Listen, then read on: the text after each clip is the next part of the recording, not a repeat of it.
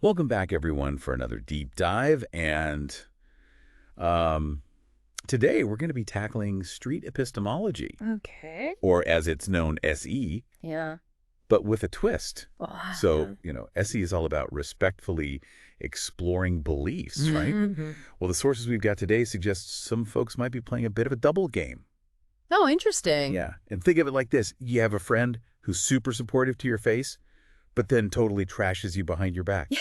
Not good. Not cool, Well, right? yeah. And so that's the kind of thing we're digging into. Okay. How some SE practitioners seem to be having these open dialogues, but then using other platforms to mock or criticize the very people they engaged with. Mm-mm. So does that undermine SE's whole point? Right. Does it actually make tribalism worse? Yeah. That's what we're here to find out. It's a great question, and it's something that I've been thinking about a lot lately. That whole idea of dual messaging, it can be really damaging to trust. Right. Because imagine you're trying to have this open, honest conversation with someone, and then you find out later that they've been making fun of you Oh, Jen. or ridiculing your beliefs behind your back. Makes you question everything. It really does. It's like a punch in the gut. Yeah. And our sources point out that this kind of behavior can have some pretty serious consequences. Absolutely. Not just for individuals, but for SE as a whole. Yeah, I mean, one of the biggest concerns is that it undermines the credibility of SE. Right. If people start to see SE as just a manipulative tactic, Yeah. why would they participate in good faith? Right. It's like trying to build a bridge using materials that, are faulty. Right. The whole structure becomes unstable. And, our sources actually give a really stark example of this. Okay.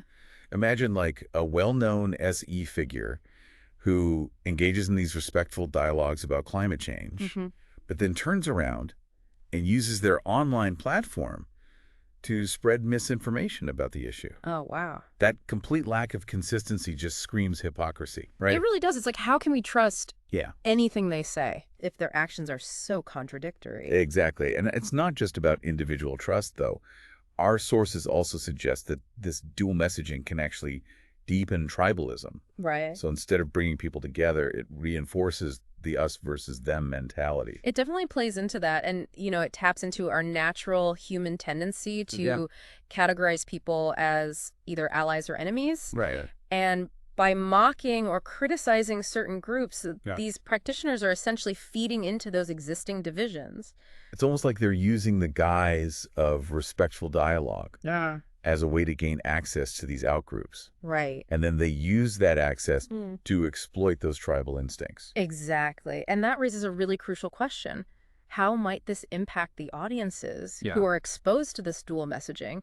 Right. Could it make them more cynical about dialogue itself, causing them to retreat further into their own echo chambers? It's like a negative feedback loop. It really is. And how might this make it even harder to have productive conversations about sensitive topics? Yeah, Like, say, gender identity, that's a great example. where there's already so much tension and polarization. Absolutely. So we've talked about how this dual messaging can erode trust and deepen tribalism. Right. But let's dive deeper into the psychology behind this whole us versus them dynamic. Okay. It seems like we're hardwired for this kind of tribal thinking, right? We are, absolutely. Like from an evolutionary standpoint, Hmm? it makes sense. It does. Belonging to a group provided safety and resources for our ancestors. Right. And that need for belonging is still deeply ingrained in us today. Absolutely. But this innate drive can also have a darker side. Yes. It can lead to in-group bias, Mm. where we favor members of our own group and view those outside the group with suspicion or even hostility. Right. So we're more likely to trust and cooperate with people we perceive as being like us. Yeah. And we're more likely to be suspicious or even hostile towards people we perceive as being different. So you're saying that this dual messaging could actually be exploiting our natural tribal instincts. Yeah. It's almost like they're playing on our fears and prejudices to further their own agendas. Right. And it's especially effective because they're using this veneer of respectful dialogue Right. to mask their true intentions. They might present themselves as open-minded and willing to engage with different perspectives, Yeah. but then turn around and use inflammatory language or derogatory humor Wow. to reinforce those tribal boundaries. It's a really insidious tactic It is. because it preys on our vulnerabilities. Yes. And it makes it harder to distinguish genuine attempts at understanding from manipulative attempts to divide. Exactly. And the consequences can be far-reaching, you know? Right. It can make people more resistant to dialogue, Yeah. less willing to engage with those who hold different beliefs, and more likely to retreat into their own echo chambers. Okay, so we've painted a pretty bleak picture so far. Yeah. But before we descend further into despair, Right. it's important to remember that not all SE practitioners are engaging in this kind of behavior.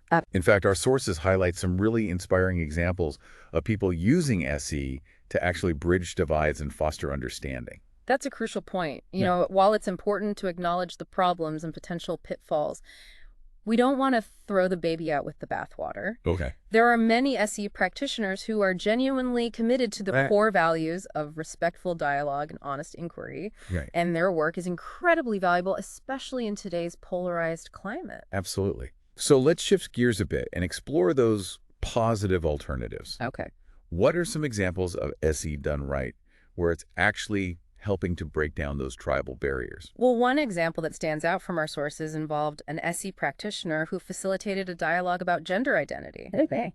Now, this is a topic that's often fraught with tension and misunderstanding. Absolutely. But what was remarkable about this particular dialogue was that both sides engaged with genuine curiosity and empathy. They listened to each other's perspectives, they asked thoughtful questions. Wow. And ultimately came away with a greater understanding of the complexities of the issue. That's amazing. It's proof that SE can be a powerful tool for fostering empathy and connection. It is. When it's done authentically and with respect. Absolutely. But how do we ensure that more SE practitioners embrace these ethical and inclusive practices?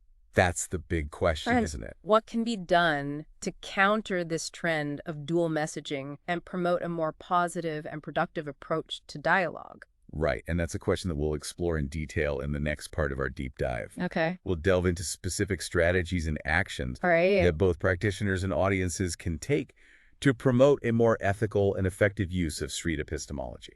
I'm looking forward to that. But before we move on, I want to pause for a moment and reflect on what we've covered so far. Okay. It's clear that this issue of dual messaging within the SE community raises some serious ethical concerns. It does. It has the potential to erode trust, deepen tribalism, and undermine the very goals of promoting understanding and critical thinking. Right. But it's also important to remember that there are many people within the SE community who are committed to using dialogue as a force for good. Yes. And their work is incredibly important, especially in today's world. It is. It's about recognizing both the potential and the pitfalls of this approach. Okay. About being aware of the dangers of dual messaging and actively promoting a more ethical and inclusive form of street epistemology. And it's a conversation that we need to have both within the SE community and in society as a whole. Absolutely. It's like we're taking this powerful tool for connection, this potential to really break down barriers, and turning it into a weapon that just makes the divides deeper. And what makes it even more tragic is that some of these folks might genuinely believe they're helping, that their intentions are good. Yeah, sometimes it's about blind spots, about being so entrenched in your own perspective that you lose sight of the bigger picture and the potential harm you're causing. That's why those calls for ethical guidelines and accountability within the SE community are so important. It's not about silencing dissent or shutting down debate.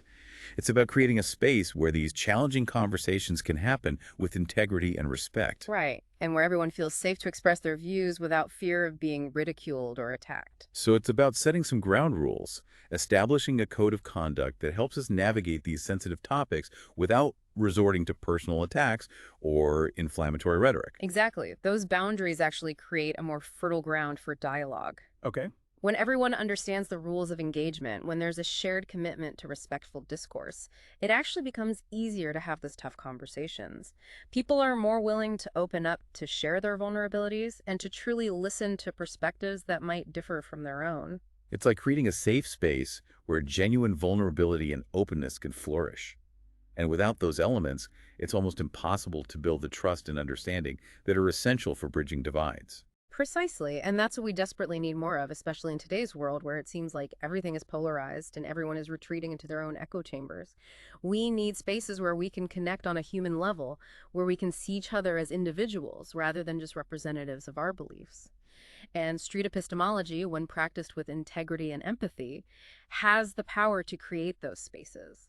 But it's not just the practitioners who have a responsibility here, right? What about the audience? What role do we play in promoting a more ethical and effective use of SE? We as the audience have a responsibility to be discerning consumers of information. We need to critically evaluate the content we consume, to be aware of potential biases, and to challenge those who are using SE to promote division and discord. So it's about being informed and engaged consumers, about making conscious choices about which voices we amplify and which messages we support. Exactly. If we see someone using SE in a way that feels manipulative or disrespectful, we shouldn't just passively consume it. We should speak up, voice our concerns, and demand better. So we can leave comments, send messages, engage in constructive critique. Yes, think of it as offering feedback, not just criticism. We can even suggest alternative approaches or highlight examples of SE done well. It's about being part of the solution, not just pointing fingers at the problem. And it's not just about calling out bad behavior, right? We can also actively support those who are doing SE, right? Who are genuinely committed to fostering understanding and respectful dialogue. Absolutely. We can share their content, amplify their voices, and let them know that we appreciate their efforts.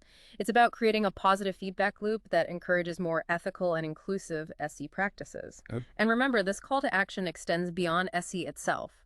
It's about how we engage with all information and interact with each other, both online and offline. Are we contributing to a culture of understanding and respect, or are we just adding fuel to the fire of division? That's a powerful question, and it's one that each of us needs to ask ourselves honestly. It's about recognizing that the principles of ethical SE, honesty, curiosity, respect, empathy. These are values that should guide our interactions in all aspects of our life. Exactly. It's about making a conscious effort to build bridges to see the humanity in those who hold different beliefs and to engage in dialogue with a genuine desire to understand. You know, it strikes me that one of the most powerful things we can do is model this kind of behavior in our own lives. Mm-hmm. If we want to see a world where dialogue is used to bridge divides, we need to start by embodying those values ourselves, by being the change we want to see. Absolutely. It's about walking the walk, not just talking the talk. It's about being living examples of the kind of open-mindedness, respect, and empathy that we want to see more of in the world. And that's a powerful message to carry with us as we move into the final part of our deep dive. We've explored the complexities of tribalism, the potential pitfalls of dual messaging, and the importance of ethical guidelines and audience responsibility. But in the next segment, we'll shift our focus to concrete actions. We'll explore specific steps that both practitioners and audiences can take to promote a more ethical and effective use of street epistemology. Stay tuned. We'll be right back after a short break. All right, so we're back and ready to dive into solutions. Yeah, let's get practical. Okay, so we've spent a good chunk of time talking about the problems with SE and how it can sometimes make tribalism worse. Right, the shadow side of dialogue. Exactly, but now let's flip the script. Okay. We know the issues are complex, but what can we as individuals actually do to make the SE landscape more ethical and more inclusive? That's the million-dollar question, and I think the good news is that even though the problems are big, the solutions start small with each of us. Oh, okay, I like that. So give me some actionable steps. What can I do? All right. What can our listeners do? The first thing, and this applies way beyond SE, is being a critical consumer of information. Okay. So anytime you're online, ask yourself who's presenting this information, what might their agenda be? All right. Are they genuinely trying to understand, or are they just trying to score points? So it's like being aware of the whole information ecosystem. Yeah. You know, not everything you read or hear is created equal. Exactly. It's not about dismissing things outright, but approaching them with a healthy dose of skepticism. Okay, I can do that. And this critical lens is especially important when it comes to SE content. So if I'm watching a dialogue and it feels manipulative or disrespectful, what should I do? Don't just passively watch, voice your concerns. Okay. Leave a comment, send a message, engage in a thoughtful critique. So it's about speaking up, holding content creators accountable for fostering a respectful environment. Exactly. And it's not about being aggressive, but expressing your concerns constructively, you know? Right. Think of it as giving feedback, not just criticizing. You might even suggest alternative approaches or point to examples of SE done well. Okay, so it's about being part of the solution, not just pointing out the problem. Exactly. Now, on the flip side, one of the most powerful things we can do is actively support those who are doing SE. right? How do we do that? Share their content, amplify their voices, let them know you appreciate their commitment to ethical practices. So it's like we're using our own platforms to encourage the kind of dialogue we want to see more of in the world. Exactly. And here's the thing. This call to action goes beyond SE itself. Okay. It's about how we engage with all information and how we treat each other both online and offline. Hmm. Are we building understanding or are we just adding to the noise and division? So it's about recognizing that the core principles of ethical SE, honesty, curiosity, respect, empathy, these are values that should guide all of our interactions. Exactly. Making a conscious effort to build bridges instead of walls. Right. See the humanity in people even when we disagree with their beliefs. You know, it strikes me that the most powerful thing we can do is model that behavior ourselves. If we want a world where dialogue brings people together, we've got to start by living those values. Absolutely. Actions speak louder than words. Be the change you want to see. So powerful. This whole deep dive has given us a lot to think about, but more importantly, it's given us a path forward. Right, we're not just diagnosing the problem, we're offering solutions. Exactly. And it all starts with each of us. It does. We all have a role to play in making the world a more understanding and inclusive place. And it begins with being willing to engage in dialogue, real, respectful, open-minded dialogue. Beautifully said. So as we wrap up this deep dive, we leave you with this story quarter. What steps can you take to ensure that street epistemology and all forms of communication are used to build bridges, not burn them? The conversation doesn't end here. Keep thinking critically, keep engaging thoughtfully, and keep striving to make a positive difference. Thanks for joining us on the deep dive. Until next time, keep exploring, keep learning, and keep connecting.